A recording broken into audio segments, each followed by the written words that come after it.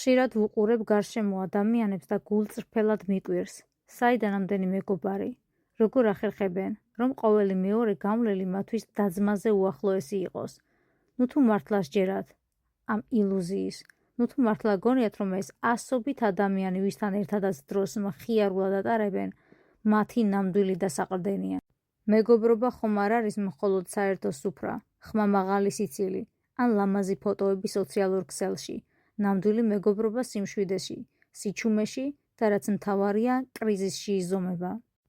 მიკვირს იმ ადამიანების, ვის ამდენ ყალბ ურთიერთობას აგროვებს, ნუ თუ არ ეშინიათ იმ დღის, როცა რეალური გასაჭირი დაუდგებათ და აღმოაჩენენ, რომ ეს არმია მხოლოდ მზიანი ამინდისთვის იყო შეკრებილი. როგორც კი ცა მოიღრუბლება, როგორც კი წარმატება დროებით ზურგს შეაქცევთ, ეს ხალხი ისევე უჩინარდება, როგორც ჩრდილი მზის ჩასვლისას. ყალბი მეგობარი პარაზიტივითაა. ის შენი ენერგიით, შენი სტატუსით, ან შენი კეთილდღეობით იკვებება, სანამ გაქვს.